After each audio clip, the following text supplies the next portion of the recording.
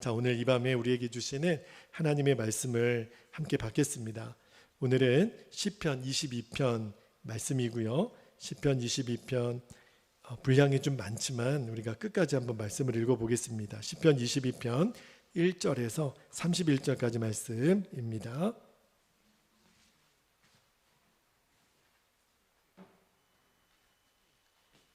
한 절씩 교독하고 맨 마지막 절만 같이 읽도록 하겠습니다. 1절입니다. 내 하나님이여, 내 하나님이여, 어찌 나를 버리셨나이까? 어찌 나를 멀리하여 돕지 아니하시오며 내 신음소리를 듣지 아니하시나이까? 내 하나님이여, 내가 낮에도 부르짖고 밤에도 잠잠하지 아니하오나 응답하지 아니하시나이다. 3절, 이스라엘의 찬송 중에 계시는 주여, 주는 거룩하시니이다. 우리 조상들이 주께 의뢰하였으므로 그들을 건지셨나이다. 5절, 그들이 주께 부르짖어 구원을 얻고 주께 의뢰하며 수치를 당하지 아니하였나이다. 나는 벌레요 사람이 아니라 사람의 비방거리요 백성의 조롱거리니이다. 나를 보는 자는 다 나를 비웃으며 입술을 삐죽거리고 머리를 흔들며 말하되 그가 여호와께 의탁하니 구원하실 걸, 그를 기뻐하시니 건지실 걸 하나이다. 9절, 오직 주께서 나를 모태에서 나오게 하시고 내 어머니의 젖을 먹을 때에 의지하게 하셨나이다. 내가 날 때부터 주께 맡긴 바 되었고 모태에서 나올 때부터 주는 나의 하나님이 되셨나이다. 11절, 나를 멀리하지 마옵소서. 환난이 가까우나 도울 자 없나이다.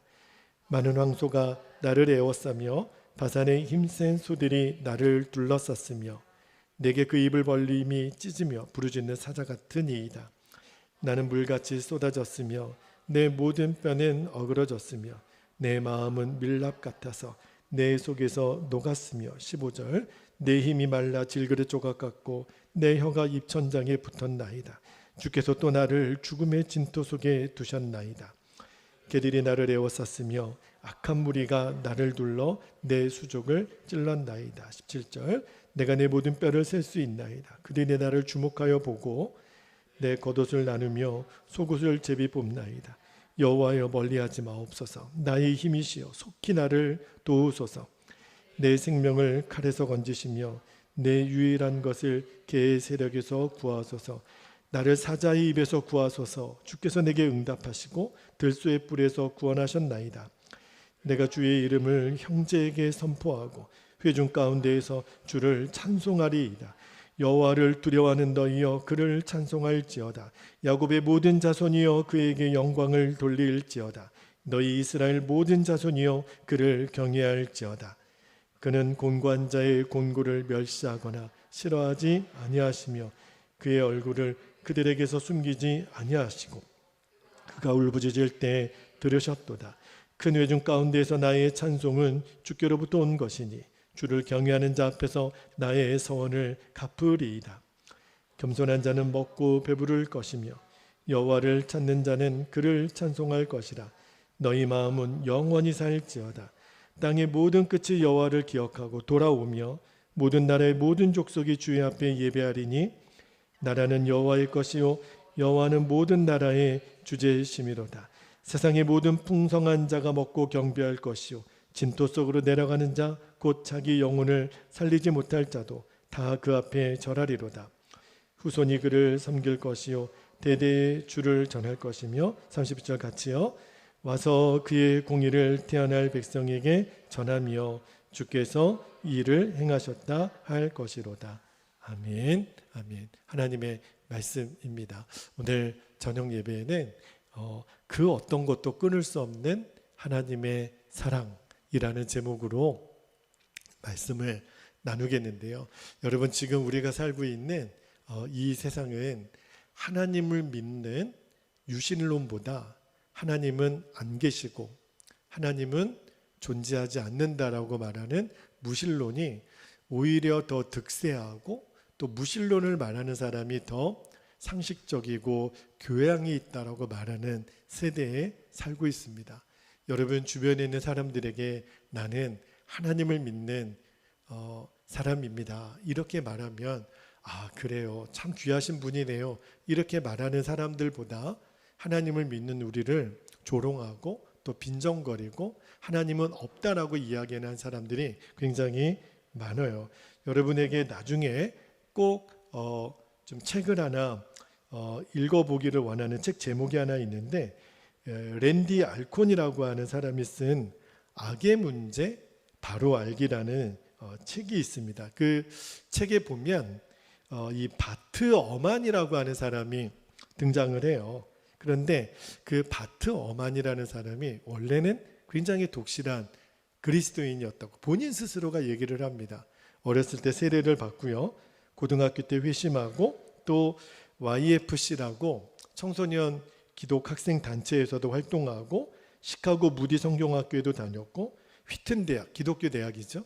거기서 공부하고 프린스턴 대학에서 신약 박사학위까지 받은 사람이 이 정도면 굉장히 훌륭한 믿음의 사람이잖아요. 그런데 그가 나중에는 무신론자가 됩니다. 하나님은 없다라고 이렇게 이야기를 하는 사람이 돼버리고 말아요. 그런데 이유가 있는 거예요. 도대체 그렇게 어려서부터 신앙생활하고 신학대학 교수까지 된 사람이 왜 하나님은 없다라고 무신론자가 됐나? 성경에는 이 땅에 존재하는 죄와 고통의 문제에 대해서 이해하게 대답을 못한다라고 그는 결론을 내린 거예요. 이 세상의 죄와 고통에 대해서 성경은 무책임하다. 그러니까 그렇지 않아도 하나님은 없다라고 말하는 무신론자들이 이 바트 어만이 얘기하는 그 논리적인 근거 때문에 막 열광을 하는 거죠. 여러분, 이 사람뿐만 아니라 하나님을 모르는 사람들, 하나님을 부정하는 사람들의 특징을 이 랜디 알콘이 그 책에서 어떻게 연구를 하셨냐면, 왜 사람들이 하나님을 부정할까? 하나님이 없다라고 말할까? 이유가 있다는 거예요. 그게 뭐냐면 하나님이 정말 계시고 하나님이 선하시고 그 하나님이 사랑이 많으신 하나님이라면 왜 이 땅에는 악이 존재하냐는 거예요. 왜 거짓이 존재하느냐는 거예요. 그리고 세상에 불의한 사람은 이렇게 많고 선한 사람이 왜 고난을 당하고 죽는 일이 일어나느냐. 그런 하나님이라면 나는 그런 하나님 믿지 않겠다. 하나님은 없다. 이렇게 결론을 내린다라는 거예요. 굉장히 많은 사람들이, 심지어는요, 예수님을 믿는 사람들조차도 내 스스로 감당하기 어려운 문제를 만나면 하나님 안 계신 거 아니야. 하나님 정말 계신가? 이렇게 휘청거릴 때가 있다는 건데, 근데 그 죄의 문제 바로 알기 책에서 쭉 읽어보면, 오늘 그 책을 설교할 시간은 아니기 때문에 오히려 이 랜디 알콘은요, 이 죄와 또 이 고난의 문제를 성경적으로 알면 알수록 오히려 하나님은 더 믿을 수밖에 없는 분이다 라고 이야기를 쭉 풀어가세요. 뭘 가지고 이렇게 판단을 하셨냐면 그 중에 하나가 고난이라고 하는 문제예요. 여러분, 똑같지가 않다는 거예요. 똑같은 고난이 오더라도 어떤 사람은 고난 앞에 하나님은 없다라고 뛰쳐나가는 사람이 있는가 반면에 고난을 당하면 당할수록 하나님 앞에 더 나아가는 사람이 있다라는 거예요. 여러분, 하나님을 믿는 사람의 증거가 뭐예요? 하나님을 믿는 사람은 그 사람 안에 하나님의 영이 있거든요. 그런데 그 사람이 진짜 하나님을 믿는 사람인지 아닌지는, 다시 말하면 그 사람 안에 정말 하나님의 영이 있는지 아닌지를 알려면 고난의 문제를 딱 만나보면, 고난의 문제 앞에 하나님의 영이 없는 사람은 세상으로 나간다는 거예요. 하나님 없네, 뻥이네, 거짓이네. 그런데 하나님의 영이 그 사람 안에 있는 사람은 고난이 오면 올수록 하나님 앞으로 더 나아간다는 거예요. 이게 너무너무 놀라운 거예요. 여러분, 오늘 다윗이 시편을 쓰잖아요. 시편 22편이 좀 긴데요, 저는 이 말씀을 읽으면서 와, 이거 어디서 많이 본 말씀인데, 아마 여러분도 말씀 읽다가 느껴지지 않았어요? 오늘 이 다윗의 시편 22편은요 예수님의 십자가 사건을 그대로 예표한 본문이에요. 다윗이 엄청난 고난을 당합니다. 그것도 한두 가지 고난이 아니에요. 다윗이 겪었던 고통을 세 가지로 요약하면 첫 번째 고통이 뭐냐면 하나님이 나를 버리신 거 아니야?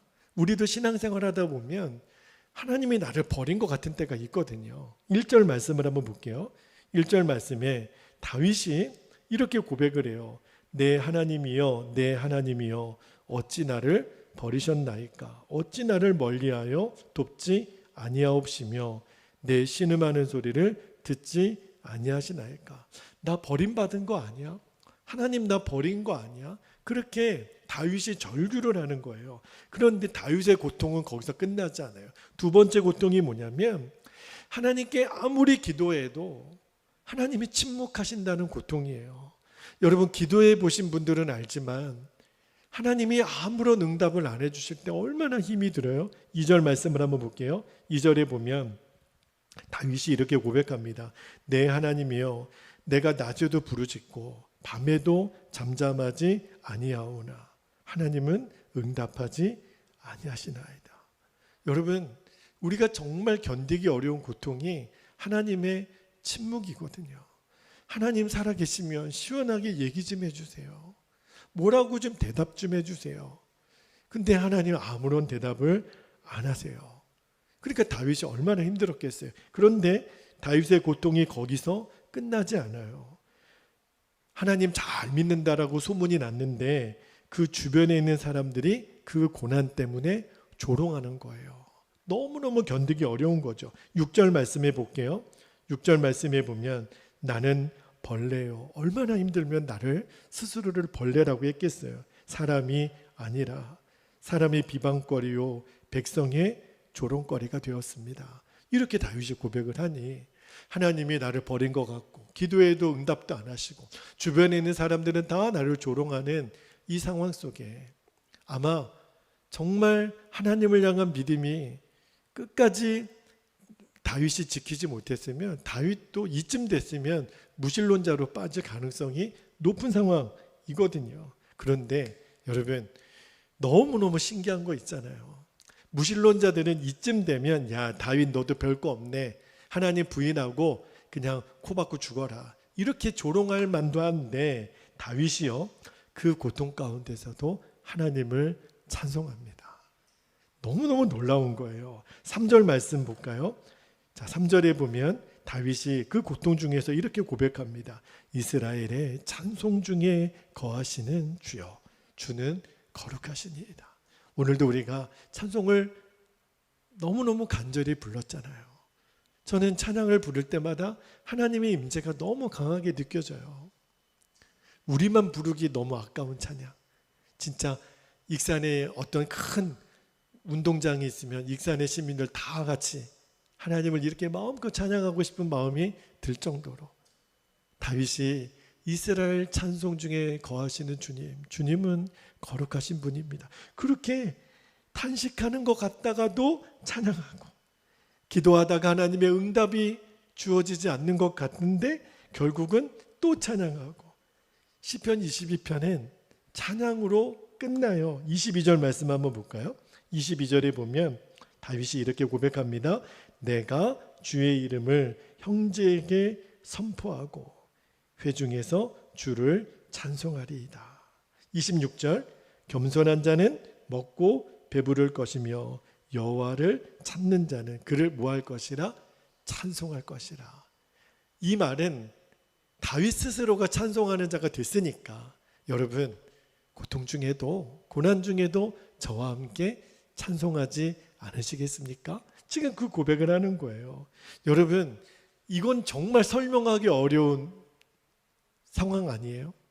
무신론자들은 이쯤 됐으면 야 다윗도 이제 개종하겠다. 이제는 이제 하나님 부인하고 이제는 무신론자가 될 것이다. 천만에요.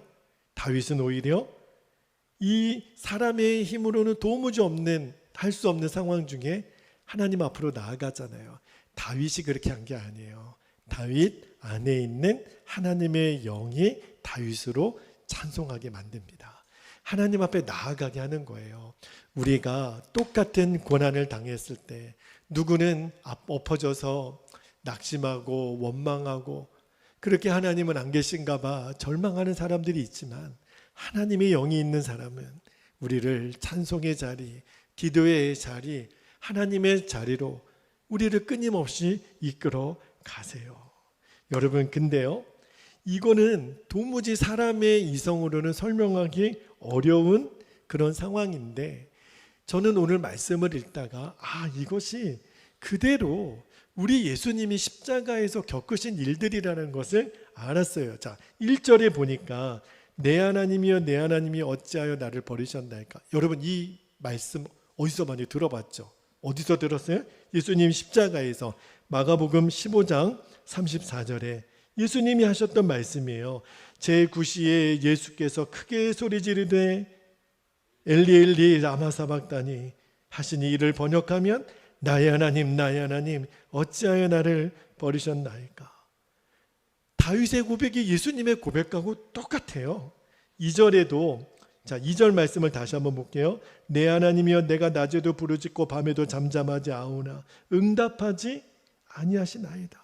여러분, 예수님이 십자가 지시기 전날 겟세마네 동산에 올라가서 땀방울이 핏방울이 되도록 기도하세요. 그러면서 하나님께 절규합니다. 하나님, 할만하시거든 이 고난의 잔이 지나갔으면 좋겠습니다. 그러나 나의 원대로 마시고 아버지의 원대로 되기를 원하나이다. 근데 성경을 잘 읽어보면 그때 하나님의 응답이 없어요.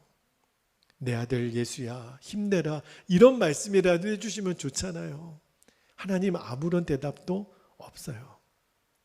그때 하나님의 침묵을 예수님도 경험하신 거잖아요. 그리고 오늘 말씀 7절하고 8절도 한번 보세요. 시편 22편 7절 8절에 보면 나를 보는 자는 다 나를 비웃으며 입술을 삐죽거리고 머리를 흔들며 말하되. 예수님 십자가 지시러 그렇게 고난의 길을 갈 때 주변에 있는 사람들이 다 그렇게 했죠. 8절도 보세요. 그가 여호와께 의탁하니 구원하실 걸, 그를 기뻐하시니 건지실 걸 하나이다. 십자가에 달린 예수님 보고 너가 하나님의 아들이여든 너를 구원하여 보라고. 얼마나 조롱했는지 몰라요. 예수님이 십자가 지실 때 주변에 있는 사람들에게 다 당하신 일들이에요. 14절 말씀도 볼까요? 14절 말씀에 나는 물같이 쏟아졌으며 내 모든 뼈는 어그러졌으며 내 마음은 밀랍 같아서 내 속에서 녹았으며. 여러분, 이 말은요, 다윗이 실제로 경험한 게 아니라 다윗이 얼마나 힘들었으면 이렇게 시적으로 괴로움을 표현한 거거든요. 근데 예수님은 괴로움을 이렇게 표현한 게 아니라 예수님은 실제로 이 고난을 다 그대로 겪으신 거예요. 15절도 한번 볼까요? 오늘 말씀 15절에 보면 내 힘이 말라 질그릇 조각 같고 내 혀가 입천장에 붙었나이다. 주께서 또 나를 죽음의 진토 속에 두셨나이다. 십자가 위에 달리신 예수님 너무 목마라서, 오직 했으면 십자가의 7마디 중에 내가 목마르다 그러셨을까요? 심포도주를 그 로마 병정들이 먹이잖아요. 더 갈증 나라고. 예수님 다 겪으셨던 거예요. 16절도 한번 볼까요? 16절 말씀에 개들이 나를 에워쌌으며 악의 무리가 나를 둘러 내 수족을 찔렀나이다. 창으로 예수님이 옆구리를 찔렀잖아요. 18절 말씀도 볼까요? 내 겉옷을 나누며 속옷을 제비 뽑나이다. 예수님 다 겪으신 일들이에요. 예수님 다 당하신 일들이에요. 여러분, 이제 감이 오시죠? 오늘 시편 22편은요 다윗이 토로하는 모든 고통이 예수님의 십자가 사건에 대한 예언의 말씀을 미리 보여주는 거예요. 다시 말하면 하나님은 다윗이 고난당하는 것을 잊으신 적이 없으세요. 보고만 계신 분이 아니라는 거예요. 하나님은 다 뜻이 있는 거예요. 여러분, 하나님은 다 계획이 있으신 하나님이거든요. 다윗의 이 고난을 통해서 예수님의 십자가 구원 사건이 절대 우연히 일어난 일이 아닌 것을 예수님은 다윗의 고통을 통해서 미리 하나님은 보여주기를 원하시는 거예요. 십자가의 사건은 하나님의 섭리 가운데 이루어진 사건이라는 거죠. 그러니까 다윗은 알았어요. 이 나에게 허락하신 이 모든 고통의 순간이 결국은 예수 그리스도가 십자가에서 이루실 그 구원의 완성을 위한 하나하나 과정인 것을 다윗은 안 거예요. 그러니까 찬송하잖아요. 이것을 성령님께서 다윗에게 저는 정확히 보여주셨다라고 믿어요. 이것은 추측이 아니라니까요. 자, 베드로전서 1장 8절에서 11절까지 말씀을 보면 깜짝 놀랄 말씀을 합니다. 베드로전서 1장 8절에서 11절까지 이 말씀은 세번역 성경으로 읽어야 정확하게 의미가 와닿기 때문에 세번역 성경으로 좀 읽어드릴게요. 베드로전서 1장 8절에 보세요. 여러분은 그리스도를 본 일이 없으면서도 사랑하며 지금 그를 보지 못하면서도 믿으며 말로 다 표현할 수 없는 즐거움과 영광을 누리면서 기뻐하고 있습니다. 9절, 여러분은 믿음의 목표 곧 여러분의 영혼의 구원을 받고 있는 것입니다. 10절에 예언자들은 이 구원을 자세히 살피고 연구하였습니다. 그들은 여러분이 받을 은혜를 예언하였습니다. 11절에 누구에게 또는 어느 때에 이런 일이 일어날 것인지를 그들이 연구할 때, 그 다음이 중요합니다. 그들 안에 계신 예수 그리스도의 영이 그리스도에게 닥칠 고난과 그 뒤에 올 영광을 미리 증언하여 드러내 주셨습니다. 여러분, 십자가는 우연히 일어난 사건이 아니라니까요. 이미 하나님이 구약의 모든 선지자들과 예언자들을 통해서 이미 말씀하셨고 이미 준비하셨고 이미 계획해 놓으신 일이 실제로 이루어진 사건이 십자가라는 거예요. 아, 성령님께서 다윗에게 이것을 미리 보여주셨구나. 그래서 이 고난 중에 세상 사람들이 저만큼 됐으면 하나님을 이제 믿지 않는 무신론자가 될 거야. 천만에요. 이 일이, 이 고난을 통해서 예수 그리스도의 십자가 사건을 하나님이 드러낼 그것이 깨달아지니까 성령님이 내 마음에 그 확신을 주시니까 다윗은 오히려 찬송했다 그랬어요. 이스라엘 찬송 중에 거하시는 주님. 주님은 거룩하십니다. 여러분, 코리텐붐 여사라고요. 2차 세계대전 당시에 이제 나치에게 붙잡혀서 말할 수 없는 고통을 당했던 여인이 있어요. 그 11살 된 누이까지 잃어버리게 되잖아요. 그런데 그녀가, 코리텐붐 여사가 나중에 수용소에서 수십 년을 고통당하다가 풀려난 다음에 기자들이 묻습니다. 코리텐붐 여사님, 어떻게 이 어려운 고난과 시련을 이겨내실 수 있었습니까? 그때 코리텐붐 여사가 뭐라고 얘기하냐면 질문이 틀렸네요. 내가 이 고난과 어려움을 이길 수 있는 것은 어떻게가 아니라 누구와 함께 이겼습니까? 이렇게 물어야 그 질문이 정답입니다. 여러분, 코리텐붐 여사가 어떻게 이겼어요? 방법이 아니에요. 주님과 함께 이긴 거죠. 내가 누구와 함께 있느냐에 따라서 고난의 문제가 달리 해석되는 거예요. 이 눈이 열린 사람은 고난이 와도 하나님을 저주하는 것이 아니라 하나님께 감사하고 기뻐할 수 있게 된다는 거예요. 여러분, 처음에 언급했던 그 바트 어만이라고 하는 무신론자들이 주장했던 게 뭐예요? 하나님이 선하시고 하나님이 살아계신 하나님이시고 사랑의 하나님이라면 이 땅에 존재하는 악과 고난은 어떻게 설명할 수 있습니까? 그 질문에 대한 정확한 대답을 얻지 못했으니까 무신론자가 됐다 그랬잖아요. 그런데 여러분, 고난 중에 오히려 하나님을 찬송하는 사람이 있어요. 하나님을 믿는 사람이 있다니까요. 믿을 정도뿐만 아니라 오히려 감사하고 사랑하는 사람도 있어요. 여러분, 하나님의 사람들도 병들 때 있죠. 사도 바울은요, 그의 불치병을 고쳐달라고 하나님께 전심으로 기도했어요. 근데 하나님이 내 은혜가 내게 족하다. 그러면서 그에게 병을 고쳐주지 않았어요. 육신의 가시가 있었죠. 예수님 믿는 사람들도요, 사업하다 실패할 수 있어요. 대학 시험에 떨어질 수도 있어요. 가정의 어려움도 겪을 수 있어요. 오해를 받고 중상모략을 당해서 괴로울 때가 있어요. 여러분, 20세기 1900년대부터 2000년이 되기까지 전 세계에서 그리스도인으로 순교당한 사람이 예수님 당시 1년부터 1800년까지 다 합한 사람보다 지난 1세기 동안 순교한 사람이 훨씬 더 많아요.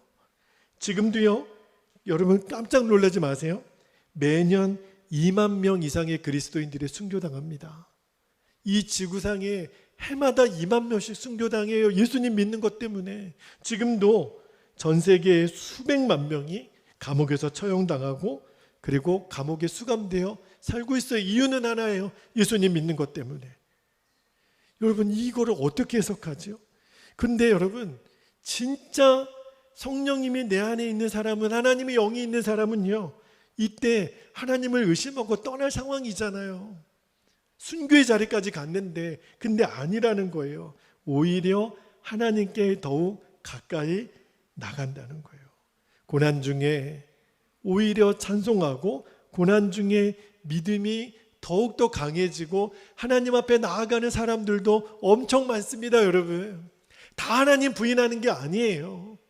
다윗처럼 하나님을 오히려 찬송하는 사람들을 하나님 더 주목하고 계세요. 저는 오늘 말씀을 나누는 저와 여러분이 그 가운데 한 사람이기를 축복합니다. 우리에게 수없이 고난이 다가오더라도 그냥 망하는 자리에 엎어져 있는 것이 아니라 오히려 이 고난 중에도 나는 하나님을 찬송합니다. 주께 더 나아갑니다. 1977년에 중국의 공산당이 이러한 혁명적인 이야기를 했어요. 뭐라고 얘기를 했냐면 1977년 중국 공산당이 이렇게 얘기합니다. 우리는 종교가 미신이고 혁명을 지연시키는 것이라고 믿는다. 지금 중국에 소수의 기독교인들이 남아있지만 그들은 모두 늙었다. 이제 그들은 죽을 것이고 그렇게 되면 중국에서 기독교는 끝날 것이다. 그런데 여러분 아세요? 지금 중국은 매일입니다. 매일 기독교인으로 개종하는 사람들이 2만 5천 명씩 매일 기독교인이 됩니다. 워낙 인구가 많으니까요.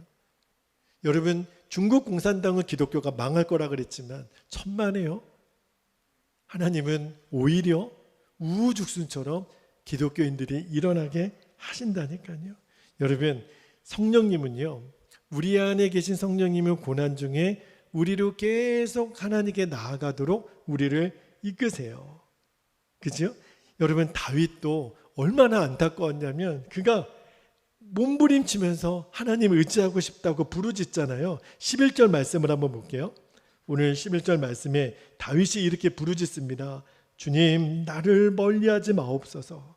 환난이 가까우나 도울 자 없나이다. 그러나 19절에 여호와여, 멀리하지 마옵소서. 나의 힘이시여, 속히 나를 도우소서. 세상 사람들은, 하나님의 사랑을 정말 모르는 사람들은 하나님은 왜 침묵하십니까? 하나님은 왜 아무런 행동도 하지 않으십니까? 이렇게 묻는 사람들이 많아요. 그런데 여러분, 하나님이 침묵하셨을까요? 하나님은 아무런 행동도 하지 않으신 분이실까요? 그렇지 않아요. 하나님은 이미 말씀하셨고, 하나님은 이미 하나님이 하실 만한 충분한 행동을 다 하셨어요. 그게 뭐죠? 십자가예요. 십자가예요. 여러분, 하나님은 이미 대답을 하셨어요. 여러분, 존 스토트라고 하는 유명한 기독교 학자인 목사님이 계세요. 그 존 스토트가 아시아의 여러 나라들을 이렇게 방문해 보니까 아시아는 특별히 세계 종교 중에 뭐가 강한 나라들이 많아요? 불교인 나라들이 많잖아요. 그래서 아시아 여러 나라를 다니다 보니까 절에 가서 불상을 보는 거예요. 여러분, 불상이 어떻게 생겼는지 아시죠? 이제 불상 거의 대부분의 그 부처들의 형상을 보면 특징이 뭐냐면 가부좌로 일단 앉아 있습니다. 팔짱을 끼고요. 눈을 지그시 감고 입가에는 엷은 미소를 머금고, 그리고 세상의 모든 번뇌에 대해서 초연한 얼굴, 그죠? 그런 표정을 짓는 부처상을 볼 때마다 이 존 스토트 목사님이 하나님의 깨닫게 하시는 영감이 있었다는 거예요. 그게 뭐냐면 십자가의 예수님. 여러분, 그렇게 온화한 미소로 지그시 미소 짓고 있는 부처의 얼굴과 달리 우리 예수님의 십자가에서는 어떤 모습이셨죠? 외롭고 뒤틀리고 처절한 고문을 당하셨고 손과 발에 못이 박히시고 옷은 찢어지고 사지는 비틀어지고 이마에는 가시가 찔려 피가 흐르고 입술은 말라 갈증도 견딜 수 없었고 하나님으로부터까지 버림을 당하신 분. 여러분, 하나님이 침묵하셨다고요? 하나님이 아무 행동도 안 하셨다고요? 하나님은 이미 하실 만큼 다 하셨어요. 십자가에서 내 아들을 보라. 사실은 십자가에 달리신 분이 성자 예수님뿐만 아니라 하나님도 그때 같이 계신 거예요. 저는 예수님이 십자가 달리셨을 때 하나님은 도대체 어디에 계셨을까 의심했던 적이 있어요. 하나님의 깨닫게 해주신 은혜가 뭐냐면 하나님은 예수님이 십자가 뒤에서 아들의 손을 붙잡고 함께 십자가에 매달리신, 저는 성자 예수님만 고난을 당하신 것이 아니라 성부 하나님도 고난을 당하셨다고 믿어요. 하나님은 침묵하시는 하나님이 아니에요. 이미 말씀하신 하나님이세요. 여러분, 성령님은요 우리 안에 오셔서 계속해서 천국과 지옥을 바라보게 하시잖아요. 우리가 결국은 진짜 눈으로 보게 될 날이 올 겁니다. 천국과 지옥이 갈라질 때 이제 내가 지옥 갈 사람인 것을 아는 사람은요 죽을 때 그렇게 고통스럽답니다. 왜요? 지옥 가는 것을 내가 이제 아니까. 그러나 그때는 늦었어요. 하나님을 믿을 기회를 잃어버린 사람, 천국과 지옥에 갈라졌을 때 비록 아무리 이 세상에서 배부르고 명예와 부를 누리며 살았던 사람이라도 지옥 가는 인생이라면, 그렇죠? 그러나 이 땅에 믿음을 지키기 위해서 고난도 마다하지 않고 끝까지 주의 길을 걸어갔던 사람이 천국과 지옥이 갈라졌을 때 이제 내가 주의 나라로 향하는 그 걸음 속에 내가 있는 것을 볼 때 얼마나 마음이 위로가 되고 얼마나 마음의 격려가 되겠어요. 얼마나 행복하겠어요. 여러분, 그 일이 그렇게 멀지 않아요. 이제 우리가 그 상황 앞에 들어갈 날이 이제 몇 년 남았을까요? 몇십 년 남았을까요? 이제 우리 앞에 실제가 될 날이 곧 옵니다. 여러분, 존 패튼 선교사님의 간증만 제가 말씀을 드리고 설교를 마치려고 하는데, 남태평양에 뉴 헤브라디스라고 하는 섬이 몇 개의 섬들이 몰려 있는 곳을 군도라고 그러거든요. 이 뉴 헤브라디스에서 선교했던 존 패튼이라고 하는 스코틀랜드 선교사님이 계시는데, 근데 그 선교사님이 그 섬에 가게 된 동기가 뭐였냐면 25년 전에 선배 선교사님들 몇 명이 그 섬에 갔다가 섬에 상륙하자마자 15분 만에 원주민들이 방망이로 쳐 죽이고, 식인종 섬이거든요. 때려 죽이고 그 시체를 불로 태워서 잡아먹었던 그 섬이라는 소식을 듣게 된 거예요. 25년 전의 일이에요. 그런데 존 패튼 선교사님이 굉장히 똑똑하고 장래가 유망한 선교사님인데 그 섬을 가겠다는 거예요. 주변에 있는 사람들이 다 말립니다. 미쳤냐고. 거기는 식인종이 사는 마을, 식인종이 사는 섬인데 어떻게 그렇게 무모한 짓을 할 수 있느냐고. 그 중에 디킨스라고 하는 노신사가 이 존 패튼 선교사님을 보면서 거기는 식인종이 사는 마을이라고, 식인종이 사는 섬이니까 절대 가지 말라고. 그때 존 패튼이 그 디킨스 씨에게 이런 말을 합니다. 무슨 말을 하냐면, 디킨스 씨, 저보다 몇 년 더 많으시죠, 나이가. 그러면 저보다 혹시 실례지만 먼저 죽으셔서 무덤에 들어가시게 되겠죠. 무덤에 들어가시게 되면 벌레들에게 먹힐 거 아닙니까? 저의 얘기를 좀 들어보세요.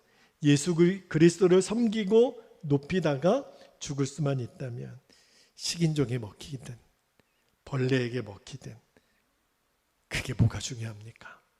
어차피 최후 심판의 날 내 몸이 부활하신 예수님처럼 깨끗하게 부활할 텐데요. 이렇게 얘기를 하고 그 뉴 헤브리디스 군도로 갑니다. 그리고 그 섬에서 자그마치 43년 동안 선교를 해요. 죽을 때까지. 그 섬을 나오지 않습니다. 그 섬에서 아내를 잃고 자녀들을 잃습니다. 무서운 질병과 싸웠고요.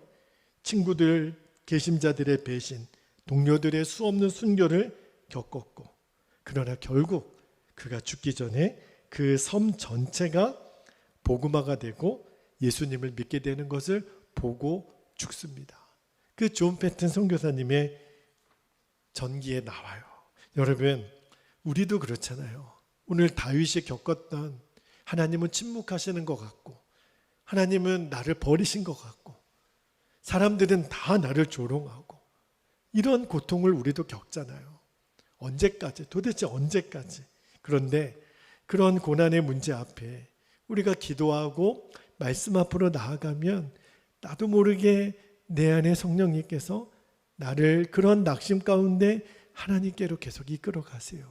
말씀을 준비하다가 준철아, 뭐가 힘드냐? 힘들수록 나를 보면 되잖아. 내 앞에 너를 이끌어 주시는 성령님이 너와 함께 계시잖아. 여러분, 힘들 때일수록 우리는 성령님께 물으면 돼요. 성령님, 저 어떻게 하면 돼요?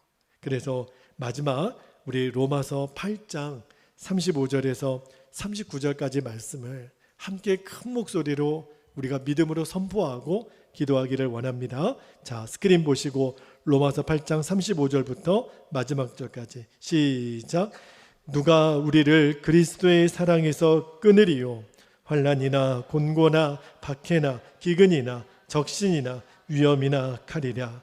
기록된 바 우리가 종일 주를 위하여 죽임을 당하게 되며 도살당할 양같이 여김을 받았나이다 함과 같으니라. 그러나 이 모든 일에 우리를 사랑하시는 이로 말미암아 우리가 넉넉히 이기느니라. 내가 확신하노니 사망이나 생명이나 천사들이나 권세자들이나 현재일이나 장래일이나 능력이나 높음이나 기쁨이나 다른 어떤 피조물이라도 우리를 우리 주 그리스도 예수 안에 있는 하나님의 사랑에서 끊을 수 없으리라. 할렐루야. 성령이 충만한 성도들의 고백입니다. 그리고 우리들의 믿음입니다. 이 시간에 우리 두 가지 기도 제목을 붙잡고 함께 기도하기를 원합니다. 첫 번째, 그 무엇도 끊을 수 없는 하나님의 사랑을 분명히 신뢰하게 하옵소서. 두 번째, 하나님이 어디 계시느냐 조롱하는 사람들 앞에서 하나님의 살아계심을 증거하는 도구가 되게 하여 주옵소서. 우리를 그렇게 사용하여 주옵소서. 우리 주의 이름을 간절히 부르고 통성으로 기도하겠습니다.